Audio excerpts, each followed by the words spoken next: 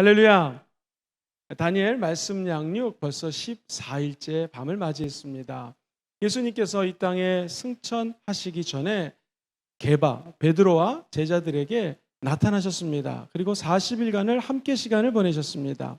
사람들이 물어봅니다. 예수님이 이렇게 다시 오시는 것이 이때입니까? 그랬더니 우리 예수님께서 하시는 말씀이 사도행전 1장 6절 이하에 보면 아버지가 오시는 것은 오직 아버지만 알 것이니 너희는 다른 거 신경 쓰지 말고 아버지의 약속하신 것을 기다리라고 말씀하십니다. 그래서 그 사도들이 120명이 모여서 마가다락방에서 기도할 때 열흘 뒤 성령님이 강림을 하시게 됩니다.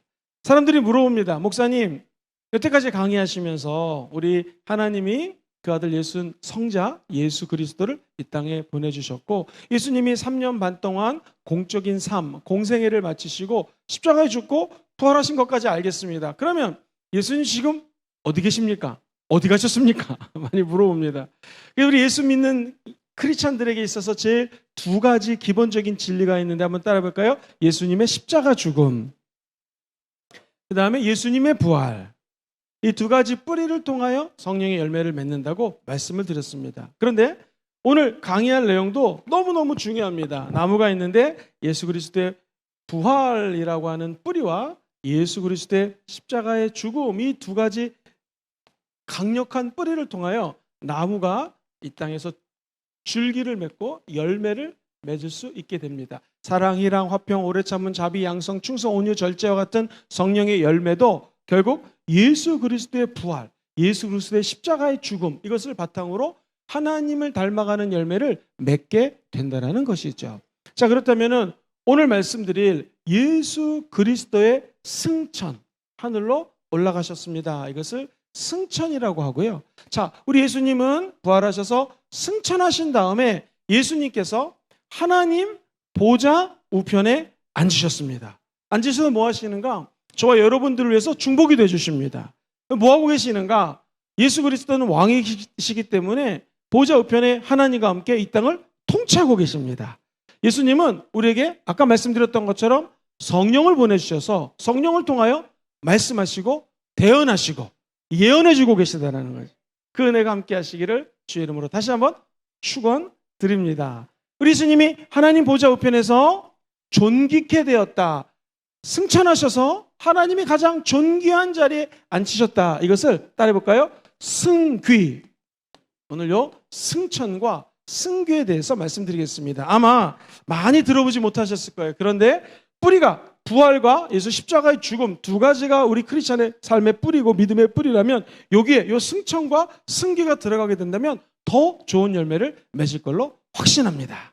자, 여러분 갖고 계신 교재 70페이지에 보시면은 승천의 의미가 밑에서 약 한 10번째 줄에 있습니다. 보시면 첫 번째 승천의 의미 같이 한번 읽어볼게요. 시작. 예수님의 승천은 자신이 예언하신 그대로 성취되었다. 자, 골로새서 3장 1절 말씀 대표적으로 한번 읽어볼게요. 시작. 그러므로 너희가 그리스도와 함께 다시 살리심을 받았으면 위의 것을 찾으라. 왜요? 거기는 그리스도께서 어디 앉아 계세요? 하나님 우편에 앉아. 히브리서 10장 12절도 보세요. 히브리서 10장 12절 시작. 오직 그리스도는 죄를 위하여 한 영원한 제사를 드리시고 어디 계세요 지금?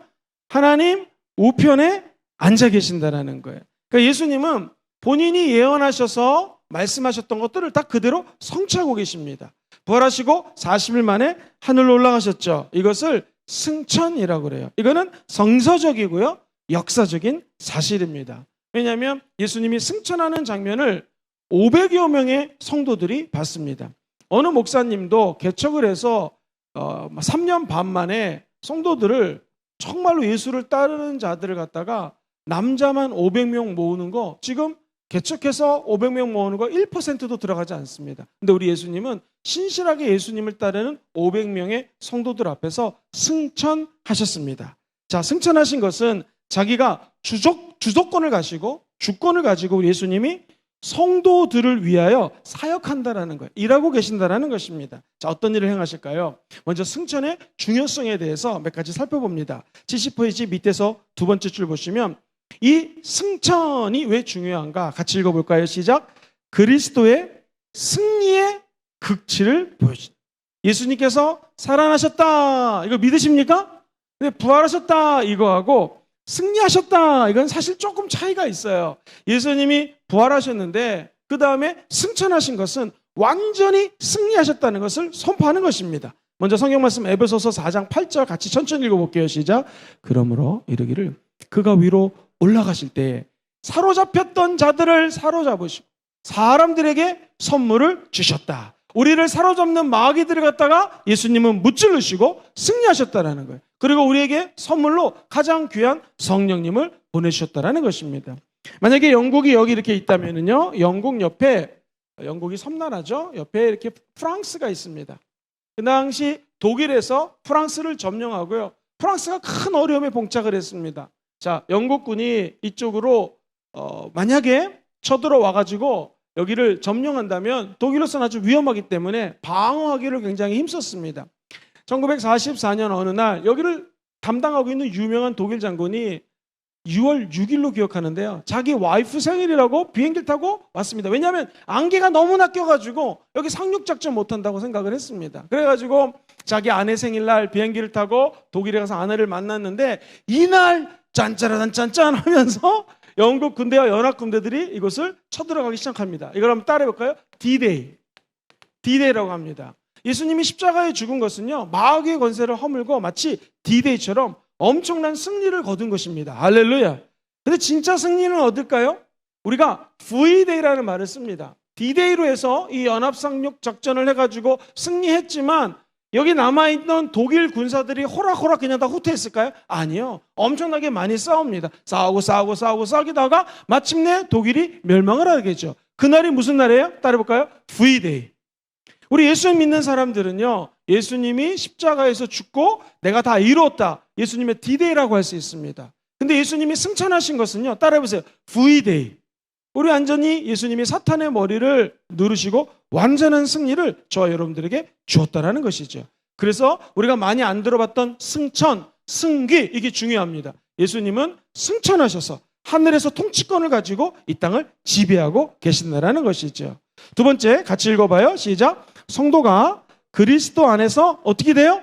높임을 받는 것을 의미합니다. 자, 예수님이 하늘로 올라가셨다. 그러면은 우리 예수님의 그 존재, 우리 예수님의 사역이 하늘 영광의 보호자 우편으로 샥 올라갔다는 것입니다. 즉, 한번 따라해 볼까요? 영적으로 하늘에까지 높아지셨습니다. 시작. 영적으로 하늘에까지 높아지셨습니다. 우리가 얘기하는 이 하늘의 승천, 하늘 천자는요, 눈에 보이는 하늘 아닙니다. 우리가 얘기하는 스카이, 이게 1층 천이라고 한다면 2층 천은요, 유니버스, 우주입니다. 우주가 2층 천이라고 표현한다면 요 세 번째 3층 천, 즉 사도 바울이 내가 3층 천에 다녀왔다라고 얘기를 했죠. 그 3층 천, 우리가 얘기하는 천국이에요. 천국. 그러니까 우리 예수님께서는 우주 넘어 눈에는 보이지 않지만 하나님 보호자 우편 천국에까지 높아졌다는 것은, 한번 따라해 보세요. 예수님 죽음 내 죽음.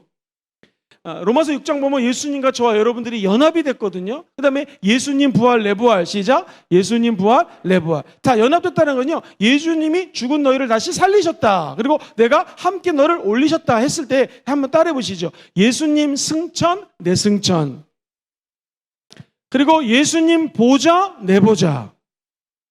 예수님이 지금 하나님 보좌 우편에 앉아 계시는데 우리가 예배를 드리고 하나님과 영적인 릴레이션십, 교제를 갖다 보면 우리도 하나님 보호자 우편에 가서 앉을 수가 있다는 것이죠. 그렇다면 우리도 예수님 안에서 높임을 받았다. 자, 그렇다면 하나님과 함께 높임 받고 천국에서 주와 함께 왕노릇할 우리들은 어떻게 살아야 될까요? 골로새서 3장 2절이에요. 시작. 위의 것을 생각하고 땅의 것을 생각하지 말라. 한 번 더 읽어보겠습니다. 시작. 위의 것을 생각하고 땅의 것을 생각하지 말아라. 자, 어떻게 해요? 이제 우리가 예수 믿고 하나님 앞에 승천하여 보호자 우편에 앉아 계신 예수와 동일이 되고 연합이 되고 하나가 되고 예수 그리스도와 함께 정말로 그리스도의 사랑 안에서 똘똘 뭉쳤다면 한번 그걸 믿으시면 아멘 해볼까요? 그럼 될 수 있으면 우리는 땅의 것을 찾지 말고 하늘의 것을 찾아야 된다는 거예요. 그것을 마태복음 6장 33절에 우리 예수님 이렇게 얘기하죠. 너희는 먼저 그의 나라와 그의 의를 구하라. 영어로는 seek라고 되어 있거든요. 먼저 구하라, 찾으라는 거예요. 찾고, seek, 찾고, 그 다음에 영어로 first가 나와요. 제일 먼저 찾아라. 그러니까 이것은 보다라는 거예요. 구하라는 거 보다라는 뜻을 갖고 있죠. 그러니까 먼저 우리가 구할 건 뭐예요? 보아야 될 건 뭐예요? 너희는 먼저 그의 나라와 그의 의를 찾고 구하라. 그럼 모든 것들을 너에게 다 어떻게 하시리라? 더하여 준다라는 거예요. 오늘 우리가 이 토요일 날 할 일 얼마나 많습니까? 드라마도 봐야 되고요. 여러 가지 스포츠 중계도 재밌는 게 많아요. 근데 우리가 지금 이 강의를 듣고 있는 이유는 뭐예요? 너희는 먼저 그의 나라와 그의 의를 구하라. 이게 승천에서 보좌 우편에 앉아 계신, 즉 높임 받은 저와 여러분들이 마땅히 구해야 될 태도라는 것입니다. 우리 예수님은 그래서 저와 여러분들이 약속하세요. 마태복음 28장 20절에 보면 새로운 시대가 열렸다. 내가 너와 함께한다. 이런 약속을 하십니다. 같이 한번 마태복음 28장 20절 말씀 큰 소리로 한번 읽어볼게요. 시작. 내가 너희에게 분부한 모든 것을 가르쳐 지키게 하라. 볼지어다 내가 세상 끝날까지 너희와 항상 함께 있으리라. 한 번 더 할까요? 시작. 내가 너희에게 분부한 모든 것을 가르쳐 지키게 하라. 볼지어다 내가 세상 끝날까지 너희와 항상 함께 하실 것이다. 예수님 지금 말씀하십니다. 내가 세상 끝나는 날까지 너랑 함께 할 거니까 너는 나에게 주목해라. 나를 바라봐라. 라는 것이죠. 그러면 승천하신 다음에 예수님은 지금 하늘에서 뭘 준비하고 계시는가? 이 땅에 내려올 재림을 준비하고 있다는 거예요. 자, 사도행전 1장 11절에 이렇게 말씀하십니다. 시작. 이르되 갈릴리 사람들아 어찌하여 서서 하늘을 쳐다보느냐? 너희 가운데서 하늘로 올려지신 이 예수는 하늘로 가심을 본 그대로 어떻게 해요? 오시리라. 자, 우리 인류의 역사가 태초 하나님이 천지를 창조하셨습니다. 창세기 1장 1절이라고 말씀드렸죠. 그리고 예수님이 이 땅에 오셨습니다. 2000년 전에 십자가 예수가 이 땅에 오신 것을 한번 따라해 볼까요? 초림이라고 표현해요. 이 땅에 처음 오신 예수 그리스도 3년간의 공생애를 마치시고 그 다음에 우리에게 죽고 부활하셔서 승천하신 다음에 성령을 보내셨습니다. 예수님의 초림부터 언젠지는 모르지만 우리 예수님께서 다시 재림할 날이 있으십니다. 이것을 초림과 재림의 때를 살고 있는 사람들이 저와 성도님들이라는 거예요. 그러면 구속사적인 관점에서 예수 믿고 구원받아 천국 가는 그런 역사적인 관점에서 보면은요, 요 창조부터 예수님까지를 뭐라고 그랬다고요? 구약의 시대라고 그랬고요. 그리고 지금 시대를 뭐라고 그런다고요? 신약의 시대라고 얘기했습니다. 새로운 약속이에요. 이때는 함부로 예수님, 하나님, 성령님 만날 수 없었습니다. 아주 특별한 아담, 아브라함, 사무엘, 다윗 이런 분들만 국지적인 곳에서 하나님 만날 수 있었어요. 그런데 예수님이 이 땅에 오셔서 3년 반 동안 공생애하는 기간은 약한 자, 아픈 자, 힘든 자, 병든 자, 상처받은 자, 창녀에게도 임하시고 세리에게도 임하시고 누구에게나 다 우리 하나님이 만나주셨습니다. 할렐루야. 그런데 서울에서 우리 대한민국에서 만날 수가 없었어요. 왜? 팔레스타인이라고 하는 지역에서 하나님의 아들 예수님이 사람들과 제한적인 장소에서 만나주셨죠. 그런데 성령을 보내주사 예수님이 승귀하셔서 지금 이 하늘이 만약 이곳에 있다고 가정하면 지금 저 천국에서 또는 저 하늘에서 승천하신 하나님은 승귀, 존귀한 자리에서 저와 여러분들을 통치하고 계셔요. 그리고 제사장으로서 중보기도 해주고 계세요. 그리고 언젠가는 다시 오십니다. 너희들이 왜 거기서 그러고 있니? 너희들이 올라감을 본즉 다시 예수님이 내려오실 거다. 이걸 뭐라고 그래요? 재림이라고 그래요. 한번 따라해보세요. 재림을 준비하고 계십니다. 시작. 재림을 준비하고 계십니다. 이제 교단마다 조금 교리가 틀리지만 대체적으로 이렇게 얘기를 합니다. 우리 주님이 재림하시면 제가 늘 강조하는 것처럼 우리 예수 믿는 사람들은 무덤에 못 칠지만 다시 재림하신 예수님 때문에 무덤에서 잠자던 자들이 다 건강한 모습이 돼서 하늘로 올라가게 됩니다. 왜요? 신랑 대신 예수님이 재림하자 신부들이 예수님을 만나게 되죠. 그리고 우리는 저 하늘에서 7년 동안 혼인잔치를 벌립니다. 그러면 이 땅에서는요 7년 동안 7년 환란을 당하게 될 것입니다. 그리고 난 다음에 우리 주님께서 천년 왕국을 세우시고 그 다음에 신천신지 새하늘과 새 땅을 세우시며 이 모든 무적에 있는 망의를 멸하십니다. 그 다음부터는 신천신지가 세워진다. 이건 이제 그 재림 이후의 종말론에서 제가 한 번 더 설명을 드릴 건데요. 우리 예수님이 지금도 하늘에서 준비하는 건 뭐라고요?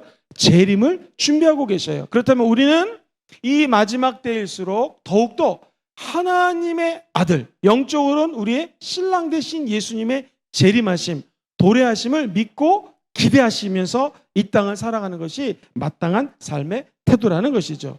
목사님, 이 땅을 살면은 친구들은 이런 것도 하고요, 저 사람은 저렇게 또 잘 나가고요, 제가 아는 또 친구는 승진하고요, 너무 비교가 됩니다. 그래서 주님이 뭐라고 그래요? 너희들은 먼저 그의 나라와 그의 의를 구하라. 그래도 힘듭니다. 주님 뭐라고 그래요? 세상 끝날까지 내가 너희와 함께 할 것이다. 이 땅에서 아무리 잘 나간들 예수 믿지 아니하면 이 천국의 영광에 참여할 수 없게 된다는 것이죠. 자, 그렇다면 목사님, 예수님이 승천하신 건 알겠는데 예수님이 승천하셔서 무슨 사역을 하고 계십니까? 뭐 하고 계시는지 좀 구체적으로 말씀해 주십시오. 그럼 두 가지 크게 말씀 나눕니다. 첫 번째, 우리 승천하신 예수님께서는요, 주권을 가지고 통치하고 계셔요. 그것이 71페이지 중간에 나옵니다. 승천하신 예수 그리스도의 주권, 그 밑에 거는 뭐라고 적혀져 있죠? 시작. 하나님의 권능의 보좌 우편에 어떻게 하고 계세요? 좌정하고 계세요. 시편 110편 1절에 보시니 이런 말씀이 나와요.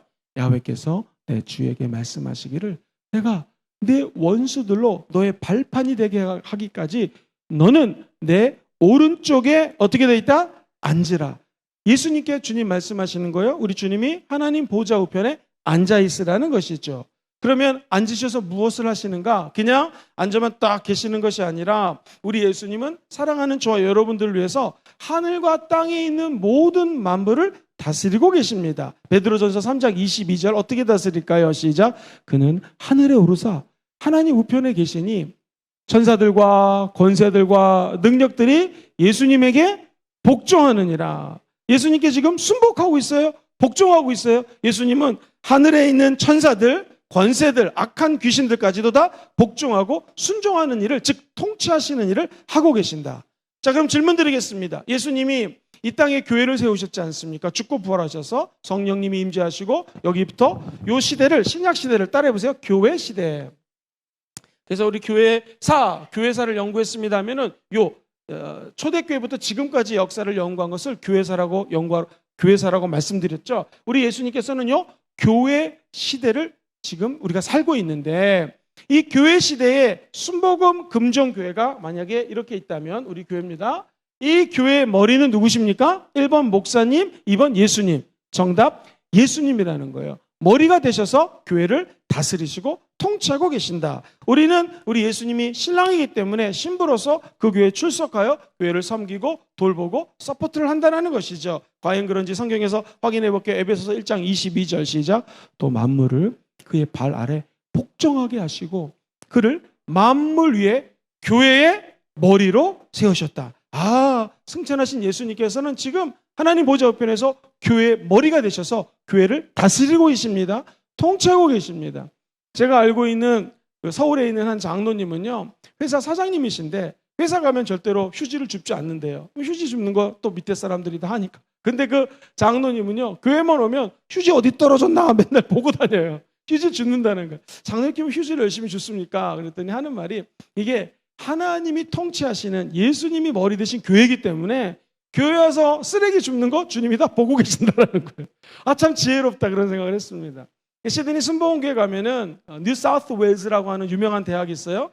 호주는 한 40개 대학교가 유명한데 그 40개 대학교가 전부 공립이에요. 국립대학이에요. 그러니까 이제 이 교수님도 그 공무원이죠. 일종의 국립대학교 교수님이신데, 이분은요 당시 안수 집사님이셨는데 교회만 오면은 그냥 무조건 쓰레기를 막 줍고 다니는 거예요. 똑같습니다. 왜 이렇게 집사님 쓰레기 줍고 다니십니까? 그랬더니 학교 가면 안 줍는데요. 그런데 이것은 예수님이 머리 되시고 하나님의 집이기 때문에 제가 이렇게 봉사하는 마음으로 쓰레기 주는데 너무나 행복합니다. 사랑하는 성도님들, 교회 나와서 쓰레기를 줍던 하나님께 나서 조그만 거 봉사하는 거 우리 하나님이 정말 기쁘게 여기십니다. 그래서 왜 그럴까요? 교회의 머리가 누구시기 때문에 예수님이십니다. 자, 그렇다면 우리 인간은 어떻게 돼요? 영원히 그 예수님을 찬양해야죠. 우리 예수님도 영원히 찬양을 받으십니다. 자, 예를 들면은 로마서 9장 5절 보겠습니다. 시작. 조상들도 그들의 것이요 육신으로 하면 그리스도가 그는 만물 위에 계셔서 세세의 찬양을 받으실 하나님이시라. 할렐루야. 하나님은 예수님을 이 땅에 보내주셔서 결국 하나님 보좌 우편에 만물 위에 계시게 하시고 세세토록 찬양받으실 분이 누구시라고요? 예수님이라는 것이죠. 저 여러분들이 늘 하나님의 이름만을 높이게 되기를 주의 이름으로 축원드립니다. 찬양은요, 우리 여러분 할렐루야 무슨 뜻이죠? 하나님을 찬양하라. 영어는 praise the Lord라는 뜻이 할렐루야예요. 그래서 우리 교회에서 인사가 뭡니까? 할렐루야 이거잖아요. 할렐루야. 이 무슨 뜻? 하나님을 찬양하라. 정확히 번역하면 주 너희 하나님을 찬양하라. 주 우리 하나님을 찬양합시다. 이런 뜻이에요. 근데 할이라고 하는 단어가 원래는 자랑하다라는 뜻이에요. 할랄, 할렐에서 나왔는데요. 이것은 하나님을 자랑하다. 시작. 하나님을 자랑하다. 루, 너희들아. 야외 하나님을 자랑할지어다. 그러므로 찬양의 진정한 뜻은 하나님을 자랑하는 것입니다. 찬양의 진정한 뜻은 예수님을 높이고 그분을 존귀케 하고 그분의 이름을 그냥 높여드리면서 자랑하는 것이 찬양이에요. 우리가 예배 드리기 전에 찬양하지 않습니까? 그것은 무슨 시간이에요? 하나님을 자랑하는 거예요. 하나님 자랑스럽습니다. 내 구세주가 되심을 감사합니다. 내 병을 치료해 주심을 감사합니다. 나의 연약함, 열등감, 나만이 갖고 있는 교만함을 치료해 주신 하나님을 찬양하고 자랑합니다. 할렐루야. 이게 찬양의 뜻이라는 것입니다. 사랑하는 우리 모든 성도님들이 천국 가는 날까지 하나님만 자랑하시게 되기를 주의 이름으로 축원드립니다. 지금 보좌 우편에 앉아 계신 하나님께서는 뭘 받고 계세요? 우리의 찬양을 받고 계시고 우리가 세세 무공토록 해야 될 게 뭐라고요? 하나님께 찬양 드리는 것입니다. 제 아들 녀석이 초등학교 5학년 때 일입니다. 저희 집이 교회하고 한 20분, 25분 걸으면 될 거리입니다. 그날 수요 저녁 예배를 늘 같이 가족 예배를 드렸는데 그날 이제 수요 저녁 예배를 드리고 제 아내하고요. 큰아들은 막내 녀석은 어리기 때문에 이제 버스를 타고 집에 갔고요. 일부러 저하고 우리 큰아들은 걸어서 이제 교회에서 집까지 걸어가고 있었습니다. 근데 얘가요, 약간 여름이었는데 평상시 안 하던 말을 합니다. 아버지, 나 아빠가 자랑스러워요 그러더라고요. 나도 네가 좋다 그랬더니 막 평상시 안 해. 아버지는 우리 교회 오면 목사님 할렐루야 막 이러면서요. 학교 가시면 교수님 멋있어요 아빠 막 이러고요. 걔가 한번 제 수업하는 거 들었거든요. 그래서 막 얘기를 하는 거예요. 나도 너무 좋다는데 그 다음 말이 너무 웃겼어요. 우리 아들 하는 말이 아빠 아이스크림 좀 사주세요 그러더라고요. 근데 평상시 같았으면 밤 9시니까 아이스크림 절대로 안 사줍니다. 살찌고 뭐 몸에 안 좋으니까.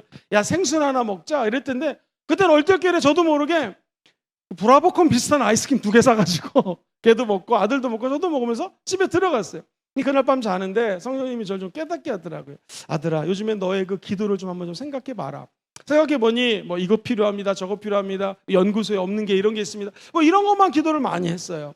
그런데 내가 진짜 기도가 진짜 목사님이라면 진정한 예수 믿는 사람이라면 주님 감사합니다 찬양합니다 난 주님이 좋습니다 이런 자랑을 먼저 해야 되지 않습니까? 아버지 하나님 나의 아버지 된 게 참 자랑스럽습니다 할렐루야 나 하나님이 좋아요 이게 찬양 아니겠어요? 근데 우리의 기도가 한번 점검해 보시죠. 딱 앉아가지고 주여 이거 필요합니다 저것도 해주세요 저것도 해주세요. 혹시 이런 기도를 드리고 있는지 아는지. 우리가 지금 이 공부하는 이유가 뭡니까? 승천하신 예수님, 승계하신 예수님 배운 목적이 뭐예요? 보좌 우편에 계신 예수님을 먼저 찬양하는 저 여러분 되기를 주의 이름으로 축원드립니다. 그러면요 찬양하다가 아버지 저 아이스크림 하나만 사주겠습니까? 얼떨결에 사주는 것처럼 우리 하나님 아버지도 그러실 것 같아요. 평상시에는 맨날 투덜투덜 거리다가 주여 이것 좀 주세요 저것 좀 주세요. 이 하나님도 인격을 갖고 계신 분인데 그렇지 않겠습니까? 사랑하는 성도님들 우리가 이렇게 말씀 공부하면서 오늘 기도할 때는요 먼저 그 하나님 보좌 우편에 계신 예수님을 존귀케 하고 찬양하고 자랑하고 높이는 그야말로 할렐루야 성도들 되기를 주의 이름으로 축원드립니다. 승천하신 예수님의 사역 로마서 8장 4절을 보니 우리 예수님 하나님 보좌 우편에 앉으셔가지고요 지금 저와 여러분들 위해서 중보기도 해주신다고 합니다. 자 여기는 신기하게도 로마서 8장 44절은 예수 죽음 부활 다 이 짧은 한 구절에 다 적혀져 있어요. 같이 한번 천천히 읽어보겠습니다. 로마서 8장 34절 시작. 예수님은 죽으실 뿐만 아니라 다시 살아나셨고 하나님 보좌 우편에서 같이 읽어볼까요? 시작. 누가 정죄하리려? 죽으실 뿐만 아니라 다시 살아나시는 이는 그리스도 예수시니 그 다음이 중요해요. 그는 하나님 우편에 계신 자요 우리를 위하여 뭐라고 계세요? 간구하고 계신다라는 거예요. 예수님 첫 번째 죽으셨어요. 두 번째 다시 살아나셨어요. 그분이 예수님이십니다. 예수 죽음, 예수 부활. 그리고 지금 어디 계세요? 하나님 우편에 앉아 계셔요. 지금 뭐 하고 계세요? 하늘에서 우리를 위해서 간구. 영어는 이 간구가 petition이라는 단어를 많이 쓰는데요. 그냥 형근이 우리 아들 축복해 주세요가 아니라 예수님이 만약 표현한다면 하나님 우리 아들 목사 김영근 목사 우리 아들을 축복하여 주시옵소서라고 간구 기도하는 거죠. 저와 여러분들이 이 땅에 살면서 자신감 있게 살 수 있는 것은 예수님은 죽고 부활하셨을 뿐만 아니라 보좌 우편에서 우리를 위해서 그냥 기도가 아니라 간구하고 계시는 것을 믿게 되기를 주의 이름으로 축원드립니다. 그래서 우리 인생의 진정한 중보자는 누구세요? 예수 그리스도라는 것이죠. 제가 이제 청소년들이나 청년들을 만나서 많이 이야기를 했습니다. 주로 이제 호주에서 유학생들, 청소년들, 청년들 상담을 많이 했는데 가만히 생각을 해보니까 청년들이 잘 된다, 대학을 졸업하고 하나의 은혜 가운데 단순히 물질적인 축복뿐만 아니라 정말 크리스찬으로서 제대로 하나님의 은혜 가운데 살아가고요, 호주 주류사에 진출하고요, 그리고 정말 예수님의 향기를 흩날리는 청년들을 가만히 생각을 해봤더니 그 청년들이 잘 된 뒤에는요 반드시 누군가의 중보기도가 있습니다. 우리가 예수 믿고 구원받을 게 교회 생활하는 거 그냥 하는 것 같죠? 예수 믿기 전까지, 지금 단계에 오기 전까지 누군가가 저와 우리 성도님들을 기도해 주셨다라는 거예요. 그것이 부모님일 수도 있고 다른 목사님일 수도 있고, 확실한 거 하나는요, 하나님이 저와 여러분들을 자녀 삼으시기로 결심하셨고 부르셔서요 존귀케 하셨고 영어롭게 하셨기 때문에 우리를 위해서 예수님이 지금도 끊임없이 중보기도 하고 있다는 거예요. 그럼 우리가 받은 축복들을 한번 1번부터 10번까지 한번 다 조사해 보십시오. 1번, 2번, 3번, 10가지라면 그 10가지 축복이 내가 열심히 해서 얻은 것도 있지만 우리 예수님이 지금 하늘에서 뭐라고 계세요? 중보기도 하고 있는 것의 열매요 결과라는 것입니다. 전국에 많은 목사님들이 계시지만 이렇게 귀한 순복음 금종교에서 담임 목사로 사역하는 거 정말 영광이요 감사한 것입니다. 할렐루야. 그리고 21일 동안 이렇게 말씀 전할 수 있는 거 큰 영광입니다. 할렐루야. 근데 가만히 보면 이 은혜를 누가 주신 겁니까? 내가 잘나서 똑똑해서 아닙니다. 내 뒤에서 나를 밀어주시고 기도해 주신 분이 계시는데, 물론 우리 성도님도 우리 장로님들 다 기도해 주시죠. 근데 정말 누가 기도해 주고 계세요? 진정한 중보자 예수님이 저를 위해서 기도하기 때문에 지금 받은 은혜와 축복을 누릴 수가 있는 것이죠. 우리 다 모두 마찬가지입니다. 그냥 된 것 같지만 지금까지 지내온 것 뭐예요? 한량없는 주님의 은혜라는 것이죠. 그래서 우리가 우리 성경 공부를 하면서 늘 깨닫는 것은 승천하신 예수님은 놀고 계신 것이 아니라 지금도 우리를 위해서 뭐하고 계시다? 중보기도 하고 계시다. 그리고 우리 주님은 어제나 오늘이나 영원토록 동일하시기 때문에 지상에서 행했던 요 3년 반 이 땅에서 행했던 일을 지금 하늘에서 똑같이, 예를 들면 지금 2021년도가 여기 있다면 우리 예수님은 똑같이 지금도 하고 계세요. 왜? 예수님은 어제나 오늘이나 영원토록 동일하세요. 자, 그렇다면 이 예수님이 3년 반 동안 눈먼 자를 눈뜨게 했다면 오늘 눈먼 자가 눈을 뜨게 될 것입니다. 예수님이 마음이 상한 자를 고치셨다면 우리를 오늘 치료주실 것입니다. 예수님이 죽은 자를 살리셨다면 오늘도 그 기적이 일어날 수 있습니다. 예수님은 똑같이 지상에서 사역했던 그 모습 그대로 지금 이 순간에도 역사하시고 사역을 행하고 계십니다. 그리고 성령을 통해서, 지금 이게 성령 시대라고 그랬죠. 이 교회의 시대라고 하는 것은 똑같은 말로 성령 시대라고 표현할 수 있습니다. 이 구약을 성부 하나님의 시대라고 얘기를 한다면은요, 자, 성부 하나님의 시대라면 요 3년 반의 공생에는 성자 예수님의 시대라면 지금 이 시대는 성령 하나님의 시대예요. 그리고 예수님 저 하늘에서 성령을 통하여 어떤 일을 하실까? 지금 백성들을 진리와 능력 가운데로 살아갈 수 있는 힘을 주세요. 요한복음 16장 13절 말씀에 그렇게 적혀져 있습니다. 그리고 죄사함도 베푸시고 우리 성령님을 통하여 죄 용서하실 뿐만 아니라 병도 고치십니다. 귀신도 쫓아주십니다. 자, 이 말씀이 로마서 8장 1절과 2절에 성령의 역사를 이렇게 표현합니다. 시작. 그러므로 이제 그리스도 예수 안에 있는 자에게는 결코 이는 그리스도 예수 안에 있는 생명의 성령의 법이 뭐하고 뭐로부터요? 죄와 사망의 법에서 너를 해방하였다. 예수 안에 들어가면 정죄함이 없어지고요, 예수 안에 들어가면 생명의 성령의 법, 시작. 생명의 성령의 법이 우리 안에 들어오게 되는데, 이 생명의 성령의 법이 뭐냐면 죄와의 법, 사망의 법으로부터 너를 해방한다라는 거예요. 여기 막대기가 하나 있는데요. 나무입니다. 죽은 지팡이에요. 근데 여기 싹이 났습니다. 죽은 지팡이에 싹이 어떻게 납니까? 이게 생명의 성령의 법입니다. 아론의 싹난 지팡이가 바로 그것이죠. 우리도 그냥 나무 막대기 같은 인생들입니다. 그런데 새싹, 새 생명이 돋을 수 있는 것이 성령의 생명의 능력이에요. 그럼 죄가 다가올 때 성령의 생명의 능력으로 죄를 쫓아낼 수가 있어요. 마귀는 끊임없이 죽음 가지고 괴롭히거든요. 사망의 법으로 괴롭히거든요. 근데 이걸 이길 수 있는 게 생명의 능력입니다. 성령의 법입니다. 성령이 함께 하시기를 주의 이름으로 축원드립니다. 뿐만 아니라 성령님은 능력을 주시죠. 오직 성령이 너에게 임하시면 너희가 권능을 받는다고 그랬죠. 예를 들면 마가복음 16장 19절로 20절 같이 한번 볼게요. 시작.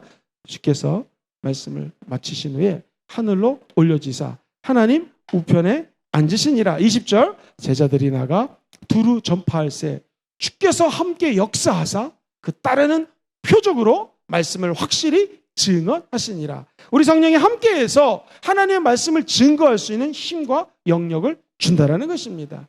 승천하신 하나님 아들 예수님과 동역하는 저 여러분 되시기를 주의 이름으로 축원드립니다. 예수 그리스도의 승귀, 하나님이 예수님을 이 땅에 보내시고 부활하시고 승천하셔서 드디어 보배롭게 하셨어요. 그것을 승귀라고 표현을 합니다. 자, 72페이지 보시면 두 번째 줄 보시면 예수님이 높임받는 것을 말한다. 보좌 우편의 자리는 존귀하고 명예롭고 권세 있는 자리다. 그러므로 예수님은 하나님 곁에, 그리고 하나님과 함께, 따라해볼까요? 하나님과 함께 영원히 계십니다. 시작. 하나님과 함께 영원히 계십니다. 그렇다면 목사님, 승귀라는 단어를 많이 안 들어봤는데 왜 중요합니까? 먼저 하나님의 보좌 우편은 어떤 자리냐면 영광스러운 자리, 가장 존귀한 자리가 바로 보좌 우편입니다. 그래서 은혜의 절정을 누리는 자리, 시작. 은혜의 절정을 누리는 자리가 하나님 보좌예요.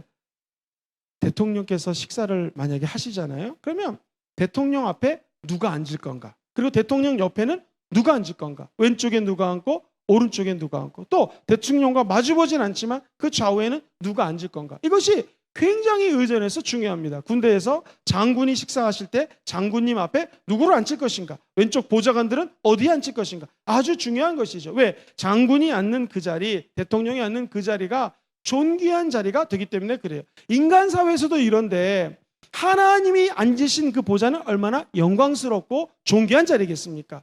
거기에 우리 예수님이 함께 앉으셔서 이 땅을 통치하고 계신다라는 것이죠. 한번 따라볼까요? 하나님 보좌 우편은 기쁨의 자리입니다. 즐거움의 자리입니다. 거긴 슬픔이 없어요. 천국은 우리 사망도 없어요. 누구나 다 기쁨을 누리는 장소입니다.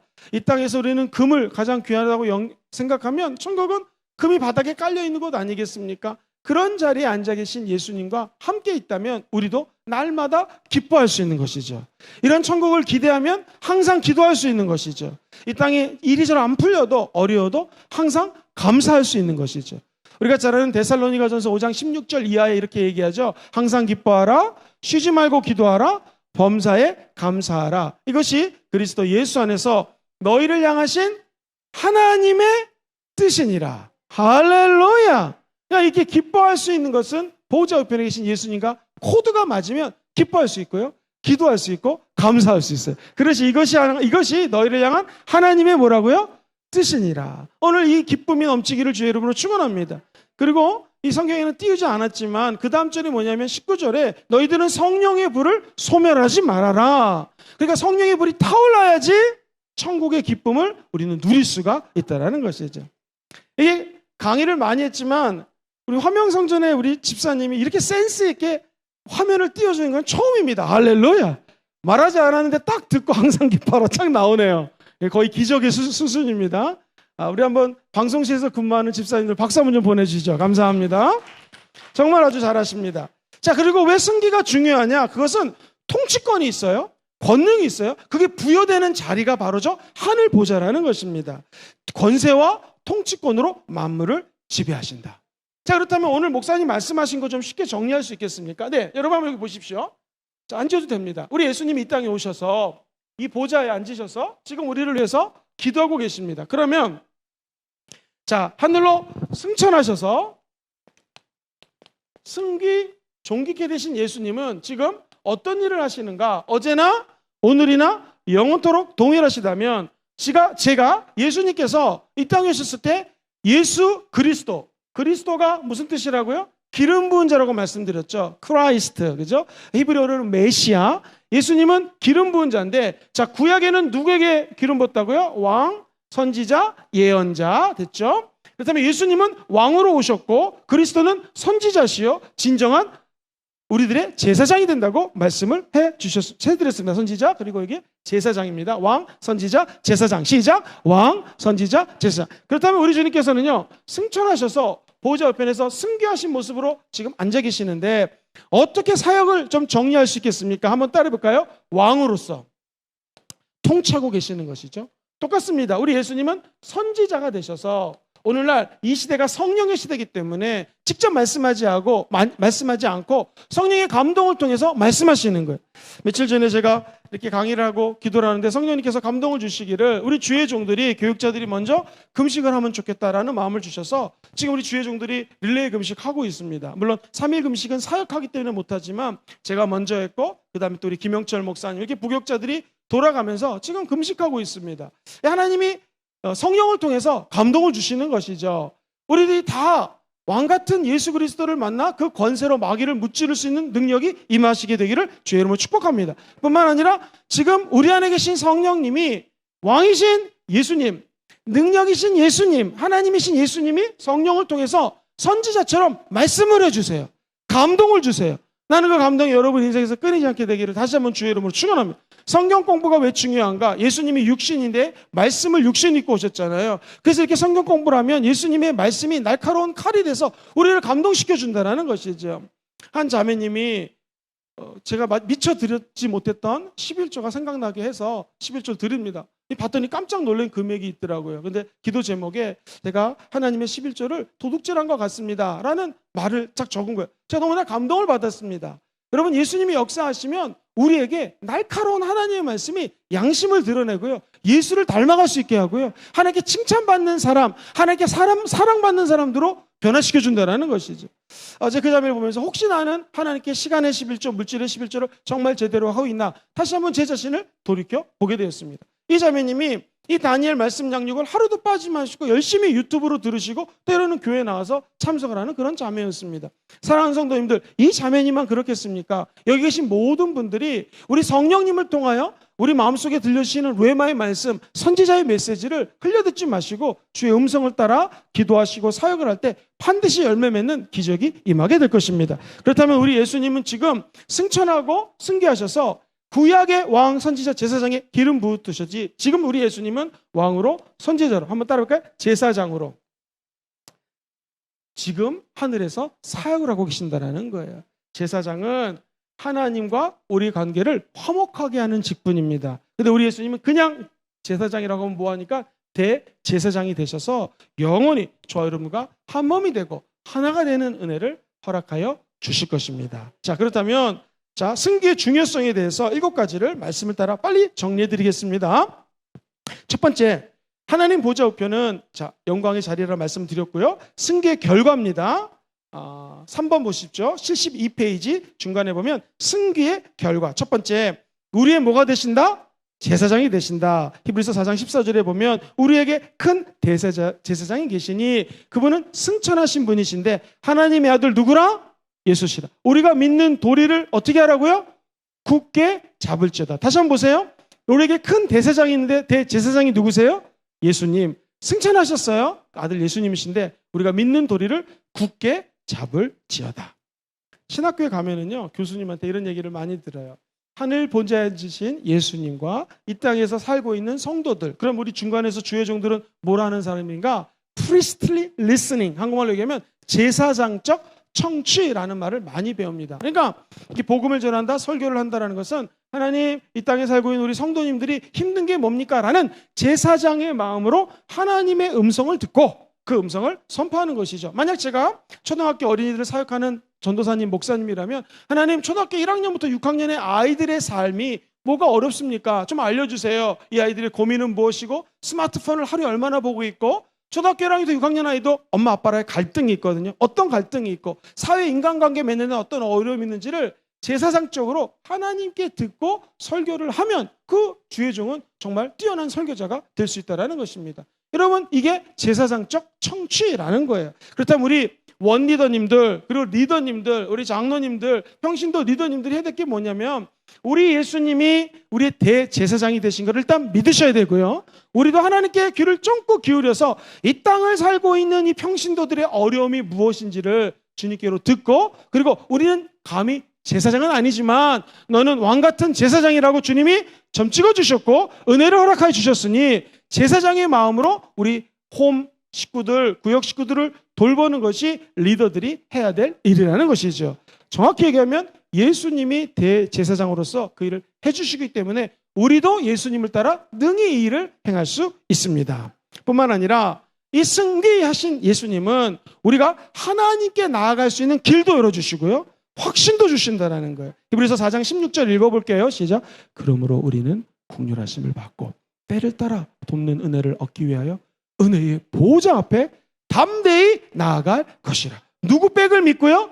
예수님 백을 믿고 하나님 보좌 앞에 나아갈 수 있다는 것입니다. 옛날에 조용기 목사님 설교하실 때 이런 말씀 많이 하셨습니다. 그 당시 조용기 목사님 섬기던 교회는 몇만 명, 몇십만 명 부흥이 되니 목사님 만나기가 하늘의 별 따기입니다. 아무나 목사님만 못 들어오고요, 여러 비서를 거쳐야지 목사님을 뵐 수 있었는데 유독 문을 활짝 열고 당당히 들어온 어린이가 있었습니다. 누굴까요? 조용기 목사님의 아들. 강하고 담대하게 들어왔다는 거죠. 마찬가지입니다. 하나님 보좌 옆에 우리가 어떻게 갈 수 있겠습니까? 못 갑니다. 근데 강하고 담대하게 들어갈 수 있는 이유는 뭐예요? 예수님이 우리의 구세주가 되시고요, 인도자가 되시고 하나님께 나아갈 수 있는 길을 열어주셨음을 저 여러분들이 확신하기 때문에 그렇죠. 아까처럼 그리스도가 우리 교회의 머리가 되십니다. 교회의 최고 리더는 누구라고요? 예수님이라는 것이죠. 이건 성경 있는 거 생략합니다. 네 번째, 성도님들에게 뭘 부어주셨어요? 성령을 부어주셨다. 이거 한번 읽어보겠습니다. 사도행전 2장 33절 시작. 하나님이 오른손으로 예수를 높이심에 그가 약속하신 성령을 아버지께 받아서 너희가 보고 듣는 이것을 지금 어떻게 하셨어요? 부어주셨다. 그렇다면 승귀하신 예수님이 저와 여러분들에게 부어주신 분이 누구요? 성령님이라는 것이죠. 강하고 담대하시기를 주의 이름으로 축원드립니다. 뿐만 아니라 교회와 모든 성도들에게 은혜로 은사를 주셨어요. 그것을 에베소서 4장 9절로 10절에 올라갔다 하셨은즉 땅 아래 낮은 곳으로 내리셨던 것이 아니면 무엇이냐. 10절 다 같이 시작. 내리셨던 그가 곧 모든 하늘 위에 오르신 자니 이는 만물을 어떻게 해요? 충만하게 하려 하심이니라. 그러면서 우리에게 은사를 선물로 주시는데 그 밑에 보시면 어떤 자는 사도로, 어떤 사람은 선지자로, 복음 전하는 자로, 목사와 교사로 불렀다고 얘기를 합니다. 각 사람에게 많은 은사를 우리 예수님께서 승귀하신 상태에서 우리들에게 부어주신다는 것이죠. 저는 이것도 중요하지만 여섯 번째가 제일 중요한 것 같아요. 예수님은 저 여러분들을 위한 처소를 지금 예비해 놓고 계세요. 요한복음 14장 2절인데요. 내 아버지 집에 거할 곳이 많다. 그렇지 않으면 너에게 일렀으리라. 내가 너희를 위하여 뭘 예배하러 가요? 거처를 지금 예배하러 간다. 사랑하는 성도님들, 우리가 이 땅에 살면서 아파트가 없어도 됩니다. 아파트 두 채, 세 채 없어도 됩니다. 우리 예수님을 믿으면 예수님이 저와 여러분들을 위해서 천국에 예비하신 처소를 준비해 놨다는 것을 믿게 되기를 주의 이름으로 축원드립니다. 저는 여러 군데 가서 이렇게 집회를 많이 인도해 봤는데 한 번은 브라질 상파울로에 있는 한 교회 가서 이렇게 집회를 인도했는데요. 호텔에 갔는데 너무 감동을 받았어요. 갔더니 세상에 이 외국에 가면은 저는 당시 이제 호주에 살면서 브라질에 집회 갔는데 뭐 초코파이니 이런 것도 되게 귀하지 않습니까? 바구니를 왔는데 바구니에다가 초코파이, 한국 과자, 그리고 양갱, 껌 이런 것이 귀하거든요. 평상시에 보지 못했던 거를 바구니에 가득 담아 놓고요. 필요한 모든 물건을 다 준비를 해놓은 거예요. 제가 호텔 가서 이것을 보는 순간에 너무나 큰 감동 받았어요. 담임 목사님께 여쭤봤습니다. 아니 호텔 갔더니 이렇게 귀한 것들을 다 예배해놨는데 어떻게 한 것입니까? 그랬더니 담임 목사님이 전국에 전 세계에 다니면서 복음 집회했을 때 어떤 교회 갔더니 이렇게 잘 예비를 해놓더래요. 그래서 본인들 그걸 배워와서 여성교회에서 이렇게 여러 가지를 준비해놨습니다. 제가 너무나 큰 감동을 받았던 기억이 있습니다. 근데 우리 예수님은 처소를 예비하되 이런 감동과 비교할 수 없는 더한 감동을 지금 예배해 놓고 계십니다. 왜 그럴까요? 이 땅에서 심은 거 30배, 60배, 100배, 1000배, 만배로 되돌려준다고 그러셨거든요. 그 은혜의 예수님이 지금 우리에게 한량없는 축복을 저 천국에서 예배해 놓고 계십니다. 그리고 이 승천하시고 승리하신 예수님께서는요, 저 여러분들을 위한 재림을 준비하고 계시고 이 재림의 근거가 된다는 것이죠. 우리 같이 한번 마지막으로 요한복음 14장 3절을 크게 읽어보면서 강의를 정리하겠습니다. 시작. 가서 너희를 위하여 거처를 예비하면 내가 다시 와서 너희를 내게로 영접하여 나 있는 곳에 너희도 있게 하리라. 할렐루야. 내가 거처를 예비했는데 이제 내가 따라오세요. 내가 다시 와서, 주님이 재림이거든요. 너희로 나를 영접하면 나 있는 곳에 내가 너희도 함께 영원히 있게 할 것이다. 두 가지로 말씀을 정리하겠습니다. 승천하신 예수님은 우리의 신랑이십니다. 우리 이 땅에서 신랑 만날 준비를 해야 됩니다. 여러분, 그리스도는 기름 부은 자인데요, 기름은 세 가지 직분에게 부었습니다. 왕, 선지자, 예언자. 선지자는 예언자랑 똑같은 말이고요. 그 다음에 따라해보세요. 제사장. 그렇다면 예수님 지금도 왕과 선지자와 제사장으로서 우리들을 향하여 일하고 계십니다. 우리 신랑이 기름 부은 자로서 이렇게 일하신다면 신부된 우리들은요, 성령의 기름을, 기름 부으심을 사모하셔야 됩니다. 그래서 신랑 올 때에 기름 어디서 와서 빌리러 가지 마시고 오늘같이 이렇게 나와 말씀 듣고 기도할 때 성령의 기름 부으심이 임하게 될 것이요, 신랑 올 때 등불을 환히 밝히고 저 천국에 들어가게 될 줄 믿습니다. 우리 예수님은 승기 하나님 보좌 우편에서 존귀한 자가 되셨는데 뭐라고 계세요? 저와 여러분을 위해서 처소를 예배하고 계십니다. 그리고 무엇보다도 우리 왕이신 예수님은 이 땅에 재림할 것을 준비하고 계시고요, 저와 여러분들의 만남을 학수고대하고 계신 분이 우리 신랑 되신 예수님이라는 거 잊지 않게 되기를 주의 이름으로 축원드립니다. 우리도 예수님의 승천과 승기를 본받아 예수와 연합하여 이 땅에서 존귀케 되시고 존귀하신 예수님을 할렐루야 자랑하시는 여러분 다 되시기를 주의 이름으로 축원드립니다.